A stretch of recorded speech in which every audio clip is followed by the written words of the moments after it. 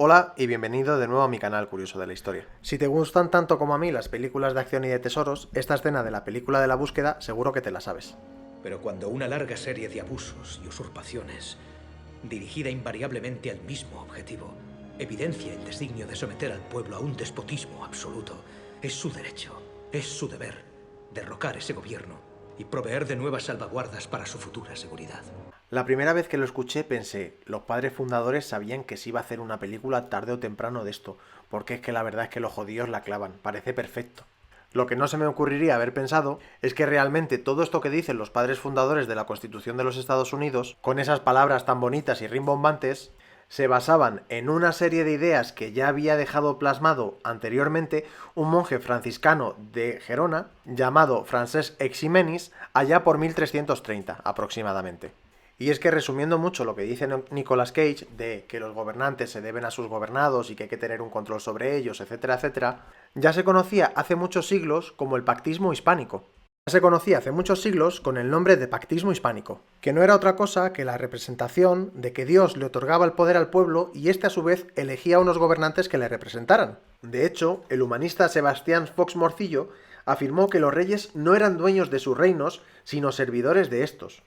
De hecho, este tipo de pensamientos llegó a calar en la monarquía, y es que el propio Felipe II se consideraba un humilde servidor de sus súbditos, pues el pueblo no fue hecho por causa del príncipe, sino que el príncipe fue instituido a instancias del propio pueblo.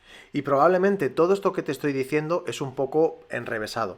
Pero hay una idea básica con la que nos tenemos que quedar, y esa es que en el siglo XV y en el siglo XVI, en España, ya había pensadores e incluso monarcas que pensaban que el rey tenía que estar al servicio del pueblo, que los poderosos tenían que estar al servicio de la mayoría, de lo que era el pueblo llano. Y no me caigo del guindo. Sé que normalmente y en la mayoría de los casos no sería así, pero hay que darle muchísima importancia al valor que tiene que en aquella época ya hubiera gente pensando eso. Y de entre todos esos pensadores, Juan de Mariana es el mejor exponente de todo esto que estamos hablando ahora mismo. Lo es básicamente por la obra que escribió en 1599, De Rege et Regis Institutione. Este libro lo escribió por encargo del arzobispo de Toledo, para la futura educación del rey Felipe III.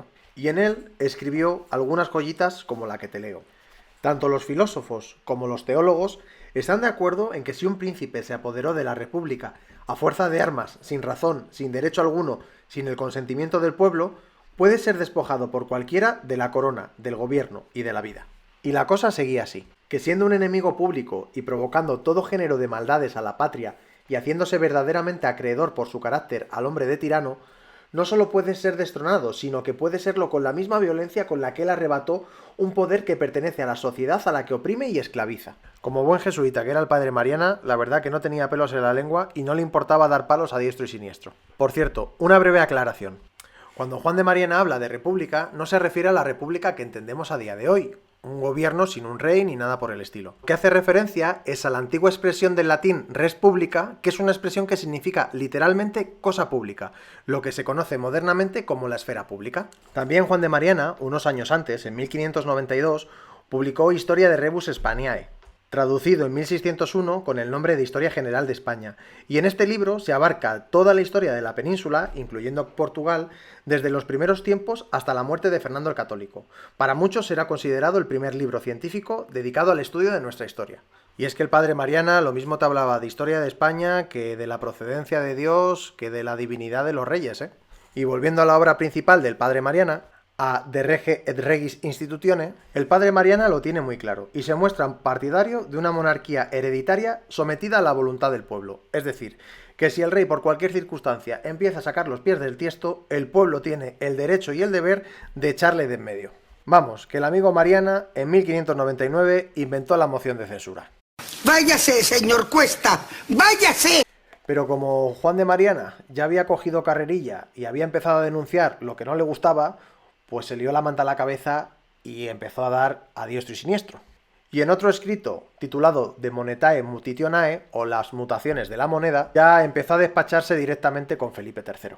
Y en esta obra defiende la existencia de una moneda sana y alejada de las manipulaciones estatales, y apoyándose en lo expuesto en el libro anterior, condena la adulteración de la moneda en contra de los intereses del pueblo, ya que de esta manera el monarca o el rey se convertiría en un tirano.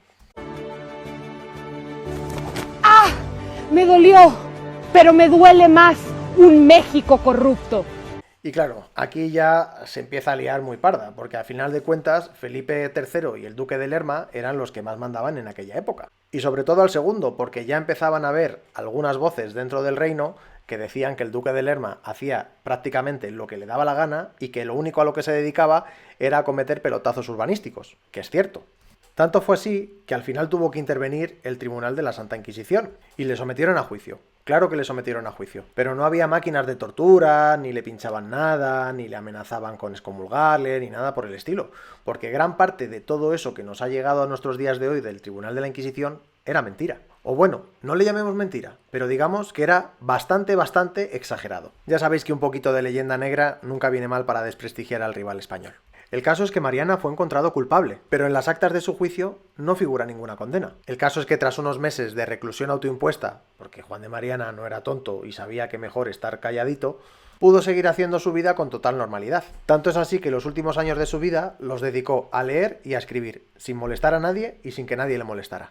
Como siempre, si te ha gustado, no te olvides de darle like, compartirlo y mientras tanto te dejo un resumen de todo lo que hemos hablado en esta presentación. Y es que con tanto nombre, tanta fecha y tanto lío, al final es normal que se nos vayan las cabezas. Un saludo y nos vemos en el próximo vídeo curioso de la historia.